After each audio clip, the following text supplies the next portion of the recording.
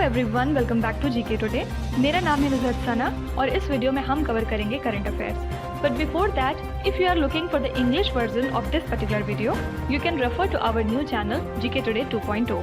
The link has been given in the description box, you can refer to it from there. इसके अलावा जो भी हमारे Hindi students हैं उनको मैं बता दूं कि ये questions GK today Android application में चल रही हमारी डेली 20 MCQ सीरीज 2022 से लिए गए हैं। इसलिए अगर आप इन क्वेश्चंस को टेक्स्ट फॉर्म में चाहते हैं इसके एक्सप्लेनेशन और क्विज के साथ, तो आप ज्वाइन कर सकते हैं हमारी इस डेली 20 MCQ सीरीज को, जो कि अवेलेबल है जीके टुडे एंड्रॉयड एप्लीकेशन पे। तो अब आपका ज़्यादा टाइम नहीं लेते हुए चलिए शुरू करते हैं। Good morning everyone, welcome back to GK today. और आज हम डिस्कस करेंगे 2 फरवरी के सबसे most important current affairs. Okay, तो चलिए शुरू करते हैं फिर। Question number 1, which union ministry launched the Swachhata startup challenge? तो किसने स्टार्ट किया है ये? आंसर है ministry of housing and urban affairs ने। क्यों स्टार्ट किया है? ताकि इनोवेटिव स्टार्टअप्स को इनकरेज किया जा सके किस सेक्टर में? सैनिटेशन और वेस्ट मैनेजमेंट की फील्ड में। ठीक है, और ये जो चैलेंज है इसको लॉन्च किया गया है in partnership with department of promotion of industry and internal trade. ठीक है, और एम क्या है? एंटरप्राइज डेवलपमेंट करना। किस मिशन के अंतर्गत? स्वच्छ भारत मिशन अर्बन 2.0।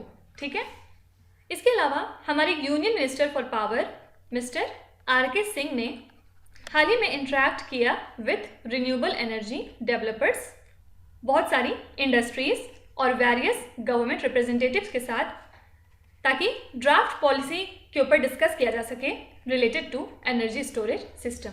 साथ ही मिनिस्ट्री ने यह भी कहा है कि लोग अब फ्री हैं अपना stand alone energy storage system को सेटअप करने के लिए। ओके, बस इतना याद रखिएगा कि जो draft policy on energy storage system है ये कौन सी मिनिस्ट्री के अंतर्गत आता है? आंसर है मिनिस्ट्री ऑफ पावर। इसके अलावा देखिए, हाल ही में मिनिस्ट्री ऑफ कल्चर ने रिलीज की है एक पिक्टोरियल बुक और उसका टाइटल क्या दिया है? India's women unsung heroes of freedom struggle. ठीक है, और ये लॉन्च किया गया है एज अ पार्ट ऑफ आज़ादी का अमृत महोत्सव सेलिब्रेशंस। ओके, तो टोटल 3 बुक्स रिलीज होंगी इस तरह की। 75 हीरोज के बारे में उसमें हम डिस्कस करेंगे और ये लॉन्च की गई है इन पार्टनरशिप विद अमर चित्रा कथा। ओके, तो ये जो पहली बुक अभी हाल ही में लॉन्च हुई है इसमें टोटल 20 वुमेन लीडर्स के बारे में बात की गई है, जिनको कोई नहीं जानता, मतलब उतनी फेमस नहीं है, लेकिन उन्होंने बहुत बड़ा अपना कंट्रीब्यूशन दिया था इंडिया की फ्रीडम स्ट्रगल में। ओके, इसके अलावा देखिए, कोल कंट्रोलर्स ऑर्गेनाइजेशन जो कि सबऑर्डिनेट ऑफिस है अंडर मिनिस्ट्री ऑफ कोल, हाल ही में इन्होंने अपनी एक फ्लैगशिप पब्लिकेशन को रिलीज किया है जिसका नाम है कोल डायरेक्टरी ऑफ इंडिया 2022-21। क्या बताया इसमें इन्होंने? तो डिफरेंट टाइप की इंफॉर्मेशन दी गई है इसमें on the performance of coal and lignite sectors किस साल के लिए? 2020 और 21 के लिए। ठीक है, और इसके अलावा इन्होंने इसमें बहुत सारी चीज़ें बताई हैं। For example, grade wise data of production और कितना डिस्पैच हुआ है, कहाँ से, उसके अलावा जो भी इंपोर्ट एक्सपोर्ट रिलेटेड इंफॉर्मेशन है, और साथ ही जो भी कोल के प्राइसेस रहे थे पूरे साल उसके बारे में भी। ठीक है, तो सिंपली याद रखिएगा, जो कोल डायरेक्टरी ऑफ इंडिया है वो कोल मिनिस्ट्री के किस ऑफिस या पब्लिक सेक्टर यूनिट ने रिलीज किया है? आंसर है कोल कंट्रोलर्स ऑर्गेनाइजेशन ने। Question number 2, what is the other name of national conference on agriculture for summer campaign? तो इसका एक और नाम क्या होता है? आंसर है जैद कॉन्फ्रेंस।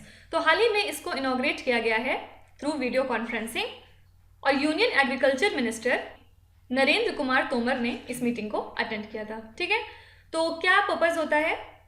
पिछले सीजन में जो भी क्रॉप परफॉर्मेंस रही थी उसको डिस्कस किया जाता है, साथ ही जो आने वाला सीजन है उसमें क्या हम क्रॉप वाइज टारगेट्स रख सकते हैं वो भी डिस्कस किया जाता है। ठीक है, और ये डिस्कस किया जाता है स्टेट गवर्नमेंट्स के साथ मिलकर। फाइन, देखिए 3 तरह की क्रॉप होती है, सभी जानते हैं, राबी, खरीफ और थर्ड है जैद।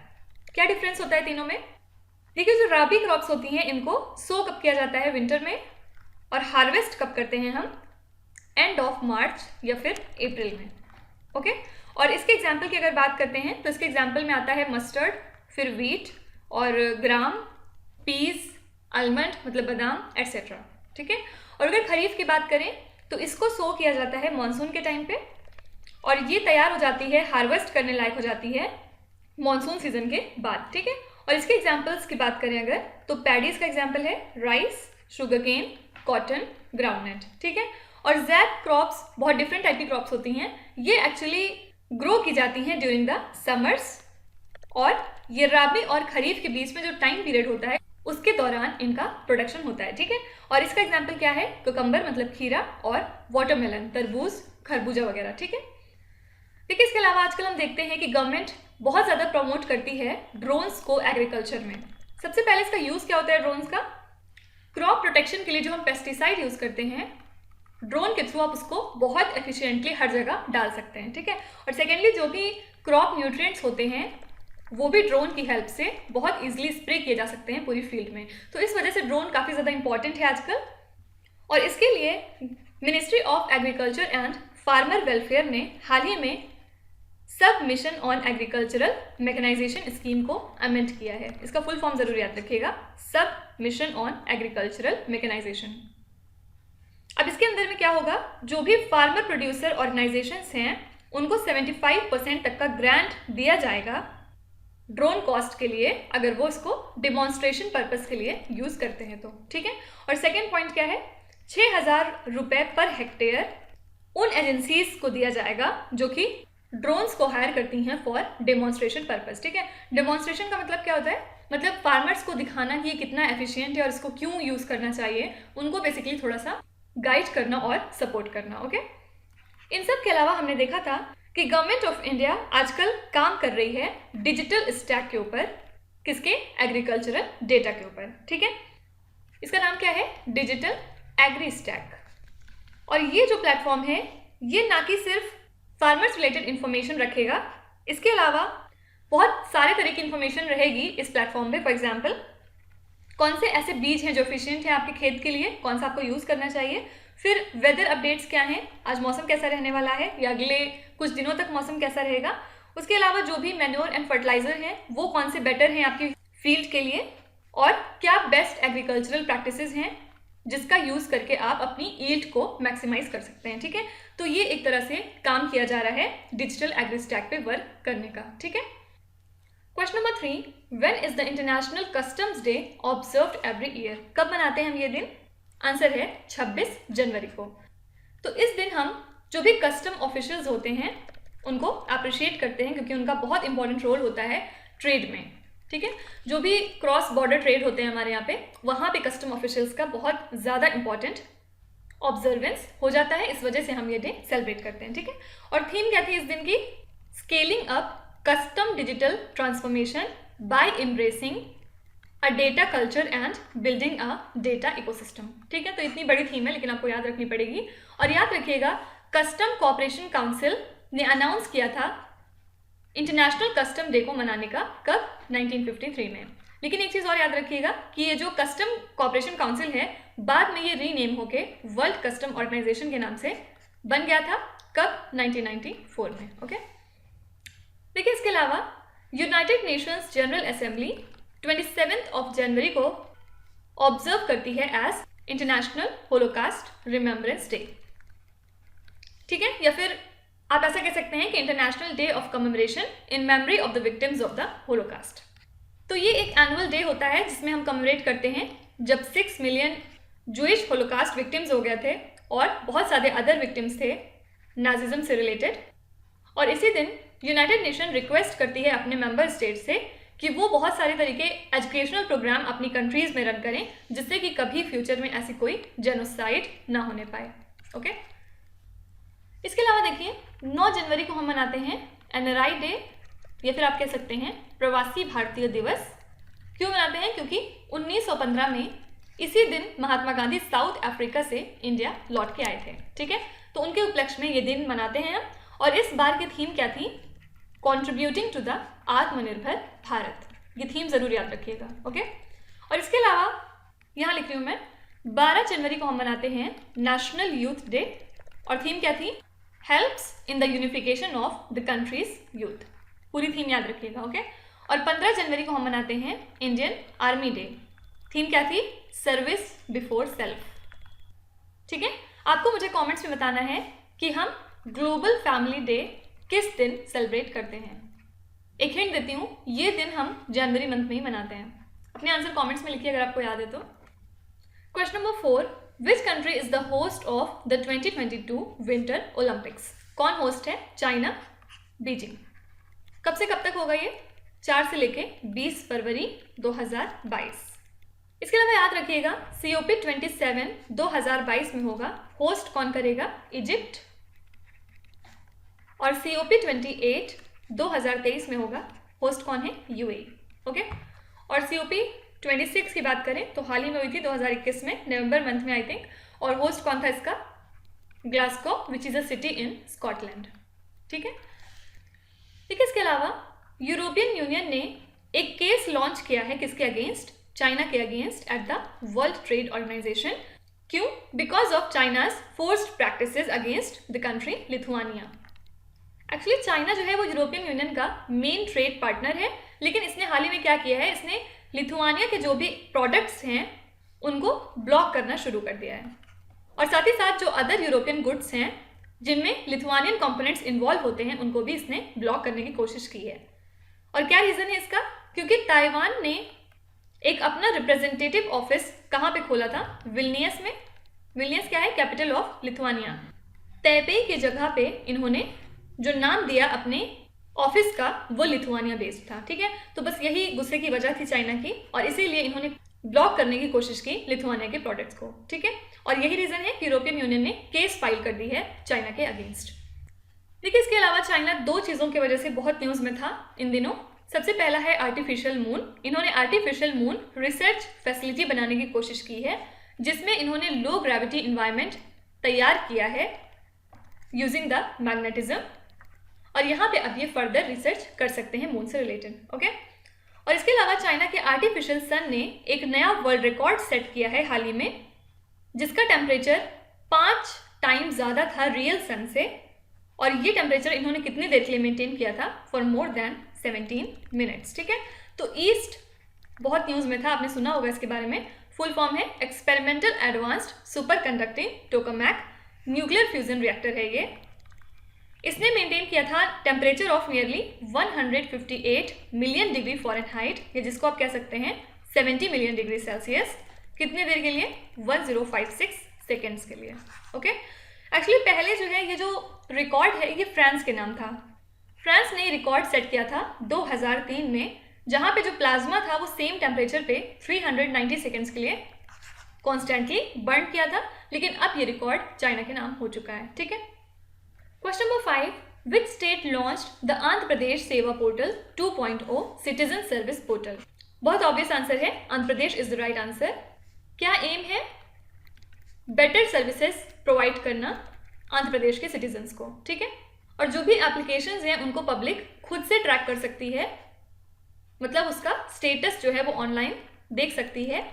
साथ ही जो एप्लीकेशंस है वो ऑनलाइन अप्रूव भी होंगे, और जो भी डिजिटल सर्टिफिकेट वगैरह है वो सब भी काम ऑनलाइन से होगा। ओके। इसके अलावा आंध्र प्रदेश अभी बहुत ज़्यादा न्यूज़ में था, क्योंकि हाल ही में इसने 13 नए डिस्ट्रिक्ट बना दिए हैं अपने स्टेट में। और ये जो डिस्ट्रिक्ट हैं ये क्रिएट किए गए हैं on the basis of parliamentary constituencies. ठीक है। और इसी के साथ आंध्र प्रदेश में टोटल डिस्ट्रिक्ट अब बढ़ के कितने हो गए हैं? 26। याद रखिएगा। देखिए, लास्ट मंथ हमने देखा था कि नागालैंड ने भी अपने स्टेट में 3 नए डिस्ट्रिक्ट बनाए थे, और इसी के साथ नागालैंड में टोटल कितने हो गए थे? डिस्ट्रिक्ट 15। इसके अलावा आंध्र प्रदेश ने हाल ही में जगन स्मार्ट टाउनशिप वेबसाइट को लॉन्च किया है। किस लिए? एक्चुअली बहुत सारे जो मिडिल क्लास फैमिलीज़ के लोग होते हैं वो अपना घर बनाने की कोशिश करते हैं या खरीदने की कोशिश करते हैं, या फिर कोशिश करते हैं कहीं पे ज़मीन मिल जाए तो वो अपना घर वहाँ पे क्रिएट कर सकें। लेकिन होता क्या है कि ये रियल इस्टेट एजेंट्स के ट्रैप में फंस जाते हैं, और उसके बाद जो उनकी डील होती है वो इकोनॉमिकली साउंड नहीं होती, मतलब गलत सलत डील हो जाती है। ठीक है। उसमें फंस जाते हैं, और यही रीज़न है कि इस वेबसाइट को क्रिएट किया गया है, जिस वेबसाइट की हेल्प से अब लैंड प्रोवाइड की जाएगी इन लोगों को with clear and litigation free titles. पूरे ट्रांसपेरेंट मैनर में प्रोसेस होगा। ठीक है। और जो भी प्राइस है वो भी नॉन प्रॉफिट मार्केट से कम ही रखा जाएगा। ओके। तो इनकी हेल्प के लिए इस वेबसाइट को लॉन्च किया गया है। देखिए, इसके पहले फेज में, इस स्कीम के पहले फेज में गवर्नमेंट ने डिस्ट्रीब्यूट किए थे लगभग 31 lakh houses to the middle class families.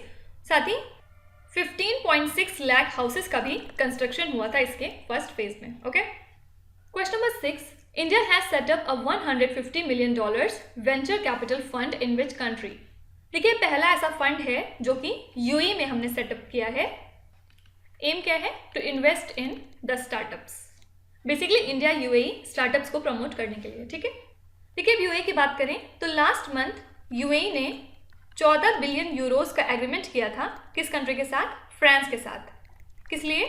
80 Rafale वॉरप्लेन्स खरीदने के लिए। ठीक है, और याद रखिएगा कि ये पहली सबसे बड़ी इंटरनेशनल ऑर्डर डील है जो कि राफेल के लिए की गई थी। ओके, तो इस डील के अंतर्गत यूएई 80 राफेल जेट्स खरीदेगा और 12 मिलिट्री हेलीकॉप्टर्स भी खरीदेगा। ओके, इसके अलावा इंडिया और यूएई ने लॉन्च किया था कॉम्प्रिहेंसिव इकोनॉमिक पार्टनरशिप एग्रीमेंट। कब? सितंबर 2021 में। एक्चुअली ये जो CEPA है ये इकोनॉमिक डील है जो कि इंडिया और यूएई के बीच में साइन हुई थी 2017 में। ठीक है, और एक तरह का फ्री ट्रेड पैक्ट है। और अगर मार्च 2021 तक की बात करें तो यूएई कंट्री हमारी 3rd लार्जेस्ट इन्वेस्टर थी। और जो मेजर इंपोर्ट्स हुए थे इंडिया में यूएई से वो किस चीज़ पे थे? पेट्रोलियम प्रोडक्ट्स, फिर various type of stones, jewellery और जेम्स। ठीक है, और हमने जो यूएई में एक्सपोर्ट किया था वो किस चीज़ का किया था? प्रेशियस मेटल्स, जेम्स, मिनरल्स और भी बहुत सारी चीज़ों का। ठीक है, तो ऐसा माना जाता है कि अब CEPA के तहत जो बायलैटरल ट्रेड है हमारा और यूएई का वो इंक्रीज कर जाएगा बाय $100 बिलियन अगले 5 सालों में। ओके, इन सब चीज़ों के अलावा याद रखिएगा यूएई दुनिया की पहली ऐसी कंट्री बन गई है जिसने अपना वर्किंग वीक 4.5 डेज का बना लिया है। ठीक है, तो फ्राइडे आफ्टरनून तक लोग काम करेंगे और उसके बाद छुट्टी, फिर सैटरडे छुट्टी, फिर संडे भी छुट्टी। ठीक है, तो ये पहली ऐसी कंट्री है जिसने 5 दिन के वर्किंग वीक को कम करके 4.5 दिन का कर दिया है। Okay, question number 7, which country is the top export destination of India's electronic goods in 2021। तो 2021 में हमने जितने भी इलेक्ट्रॉनिक गुड्स प्रोड्यूस किए हैं वो सबसे ज़्यादा कौन सी कंट्री को डिलीवर हुए हैं, आपको ये बताना है। एक्चुअली इंडिया का जो एक्सपोर्ट है इलेक्ट्रॉनिक गुड्स से रिलेटेड वो $1.67 बिलियन था 2021 में। मतलब ये लगभग 33.99% का इंक्रीज देखा गया, क्योंकि 2020 में ये वैल्यू कितनी थी? $1.25 बिलियन। तो जो टॉप 5 एक्सपोर्ट डेस्टिनेशंस थे इंडिया के इलेक्ट्रॉनिक गुड्स से वो कौन से थे? फर्स्ट था उसमें यूएसए, फिर यूएई, उसके बाद 3rd था चाइना, देन उसके बाद नीदरलैंड्स एंड उसके बाद जर्मनी। ठीक है, तो यहाँ पे आंसर क्या है? यूएसए। याद रखिएगा कि जो मोबाइल फोन्स थे वो हमने सबसे ज़्यादा एक्सपोर्ट किए हैं। ओके, इसके अलावा देखिए एक रिपोर्ट आई थी हाल ही में डेथ पेनल्टी इन इंडिया के ऊपर। इसमें यह बताया गया कि number of prisoners on death कितने थे 2021 में? 488, और ये सबसे ज़्यादा थे सिंस 2016। ठीक है, और ये भी देखा गया कि 2020 से अगर हम कंपेयर करें तो 21% का इजाफा हुआ है। ओके, और एक बहुत इंपॉर्टेंट न्यूज़ हमने कुछ दिनों पहले कवर की थी रिगार्डिंग करप्शन परसेप्शन इंडेक्स। कौन रिलीज करता है? Transparency international. इस रैंकिंग में इंडिया की रैंक कितनी थी? 85। क्या बता सकते हैं इसमें टॉप 3 कंट्रीज कौन थी? कमेंट्स में लिखिएगा अगर आपको याद हो तो। और यूएसए के बारे में हमने पिछले लेक्चर में देखा था कि इन्होंने हाल ही में रिलीज किया है अपना कॉम्पिटिस एक्ट ऑफ 2022। मैंने वहां आपको बोला था कि कॉम्पिटिस का फुल फॉर्म जरूर याद रखिएगा, creating opportunity for manufacturing, pre eminence in technology and economic strength. ठीक है, तो किस लिए था? ताकि जो भी टैलेंटेड इंडिविजुअल्स हैं पूरी दुनिया से उनको स्टार्टअप वीज़ा प्रोवाइड करके यूएसए में बुलाया जा सके और सेमी कंडक्टर्स का प्रोडक्शन ज़्यादा से ज़्यादा किया जा सके।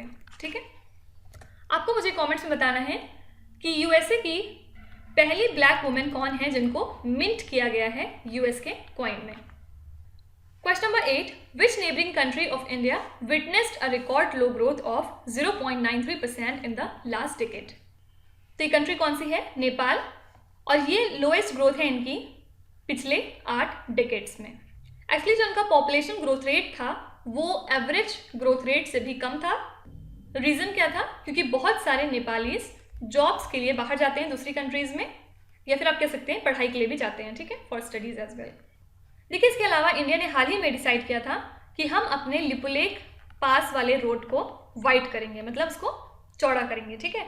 लेकिन हुआ क्या कि नेपाल की रूलिंग पार्टी ने इस चीज़ का अपोज कर दिया और नेपाल ने यह भी डिमांड किया कि इंडिया की ट्रूप्स वहाँ से पीछे हटाई जाए। साथ ही साथ इन्होंने क्लेम किया कि जो लिपुलेख का एरिया है, काला पानी का एरिया है और लिमियाधुरा रीजन है, वो सब इनका है, ठीक है। तो बस सिंपली यही न्यूज़ थी। देखिए कुछ इंपॉर्टेंट पासेस हम देख लेते हैं, कई बार एग्जाम में पूछे जाते हैं स्टैटिक जीके के तौर पे, तो पूरा नहीं लिखूंगी, सिर्फ रिवीजन मोड पे हम लोग पढ़ेंगे, ठीक है, जल्दी जल्दी। सबसे पहले है नाथुला, ये पास कौन से स्टेट में है? सिक्किम। उसके बाद है शिपकीला, ये एक्चुअली कनेक्ट करती है हिमाचल प्रदेश को तिब्बत के साथ, ठीक है। उसके बाद है जलेपला, ये कनेक्ट करती है सिक्किम को विथ लासा। लासा क्या है? Capital of Tibet. उसके बाद है उमलिंगला पास, ये कनेक्ट करती है लेह को पैंगोंग लेक के साथ। उसके बाद है खरदुंगला पास, ये लेह को कनेक्ट करती है सियाचिन ग्लेशियर के साथ, ठीक है। एक चीज़ याद रखिएगा बहुत इंपॉर्टेंट, जो उमलिंगला पास है ये हाईएस्ट मोटरेबल पास भी है, ठीक है, और जो खरदुंगला पास है ये सेकेंड हाईएस्ट मोटरेबल पास है, ओके। तो ये कई बार पूछा गया एग्जाम में। और लिपुलेख की बात करें तो लिपुलेख कनेक्ट करता है उत्तराखंड को तिब्बत के साथ। इसी तरह नीति पास जो है ये कनेक्ट करता है उत्तराखंड को अगेन तिब्बत के साथ। फिर है रोहतांग, कहाँ है? हिमाचल प्रदेश में। फिर 3-4 है अरुणाचल प्रदेश में, आई थिंक दीफू है, दिहांग है और बोमडीला है, ये तीनों अरुणाचल प्रदेश में है। और इसके अलावा एक लास्ट देख लेते हैं बनिहाल, ये कहाँ है? जम्मू कश्मीर में। और एक और रह गया है आई थिंक जोजिला पास, ये श्रीनगर को कनेक्ट करता है कारगिल और लेह के साथ, ठीक है। अब आपको मुझे कमेंट्स बताना है कि पीर पंजाल पास कौन से स्टेट में है। Question number 9, who is the author of the book titled as a little book of India celebrating 75 years of independence? किसने लिखी है ये बुक? वेटरन ऑथर रस्किन बॉन्ड ने। इन्होंने इस बुक में बहुत सारे फिजिकल और स्पिरिचुअल एट्रीब्यूट्स ऑफ इंडिया के बारे में बात की है। और रस्किन बॉन्ड के बारे में याद रखिएगा कि इनको मिल चुका है साहित्य अकेडमी अवार्ड, फिर साहित्य अकेडमी का ही बाल साहित्य पुरस्कार, और इसके अलावा पद्मश्री और पद्म भूषण भी इनको दिया जा चुका है, ठीक है। अब कुछ इंपॉर्टेंट बुक्स एंड ऑथर्स को हम देख लेते हैं। देखिए एक राइटर हैं दिनयार पटेल, इन्होंने हाल ही में जीता है प्रेस्टिजियस कमला देवी चट्टोपाध्याय बुक प्राइज 2021 अपनी किस किताब के लिए? नावरोजी, पायनियर ऑफ इंडियन नेशनलिज्म, ठीक है। क्या आप बता सकते हैं दादा भाई नौरोजी की एक बहुत फेमस बुक है, उसका नाम क्या है? इसके अलावा बन की मून, इन्होंने हाल ही में अपनी ऑटोबायोग्राफी रिलीज की थी जिसका नाम क्या था? रिजॉल्व्ड। पूरा नाम था एक्चुअली रिजॉल्व्ड यूनाइटेड नेशंस इन अ डिवाइडेड वर्ल्ड, ठीक है। कौन है बन की मून? ये farmer United Nations secretary general रह चुके हैं, ठीक है। और ये 8th सेक्रेटरी जनरल थे यूनाइटेड नेशंस के, और 5 साल का 2 टर्म बैक टू बैक इन्होंने जीता था 2007 से 2016 तक का, ठीक है। इसके बाद एक बुक है the disruptor, how Vishwanath Pratap Singh shook India. किसने लिखी है ये? It has been authored by Debashish Mukherjee, ठीक है। और विश्वनाथ प्रताप सिंह कौन है? ये 8th prime minister of India हैं, ठीक है। इनके ऊपर ये किताब लिखी गई है। लास्ट क्वेश्चन देखते हैं, the Sathyamangalam tiger reserve is located in which state? कौन से स्टेट में है ये टाइगर रिजर्व? आंसर है तमिलनाडु। तो हाल ही में देखा गया कि 2010 से इन्होंने अपनी टाइगर पॉपुलेशन को नियरली डबल कर लिया है इस साल, इसीलिए इनको प्रेस्टिजियस TX2 का अवार्ड भी दिया गया था। और ये जो टाइगर रिजर्व है ये एक तरह का प्रोटेक्टेड एरिया है, कहाँ पे? वेस्टर्न घाट्स में, एरोड डिस्ट्रिक्ट में, तमिलनाडु के, ठीक है। और ये जो अवार्ड दिया गया है इनको, ये प्रेजेंट कौन करता है? Conservation assured tiger standard, global tiger forum, IUCN, WWF, UNDP etcetera. तो अब आ जाते हैं आपके क्विज पे। ये 5 क्वेश्चंस हैं जिनका आपको ध्यान से पढ़ के जवाब देना है। तो यहाँ पे वीडियो को पॉज करिए, एक एक करके ध्यान से क्वेश्चन को पढ़िए और अपने आंसर कमेंट्स में लिखिए और अपने स्कोर भी लिखिएगा साथ ही। जो आते हैं आपको वेल एंड गुड, जो नहीं आते कोई भी बात नहीं, आप अपने दूसरे दोस्तों के आंसर चेक कर सकते हैं, वहाँ से आपको सही आंसर पता चल जाएगा, ठीक है। और अगर आपके 5/5 आते हैं या फिर 4/5 आते हैं, it's okay, well and good. और अगर कम आते हैं तो कोई भी बात नहीं, विथ टाइम डेफिनेटली आपका स्कोर इंप्रूव करेगा, बस आपको कंसिस्टेंट रहने की ज़रूरत है, ठीक है। So that's it for today. I hope you have like the session. ज़रूर बताइएगा कमेंट्स में कि आपको आज का सेशन कैसा लगा। साथ ही साथ आपके कोई भी रिव्यू है, फीडबैक है, सजेशन है हमारी वीडियोस को लेके, तो आप वो भी हमें कमेंट्स में बता सकते हैं। हमारी टीम उसको डेफिनेटली इम्प्लीमेंट करने की पूरी कोशिश करेगी। तो कल फिर हम लोग मिलेंगे सेम टाइम सेम जगह कल के करंट अफेयर्स के साथ. Till then stay tuned. Thank you so much for watching and please do not forget to subscribe to GK today. With this Meenu ज़ैट्सना signing off.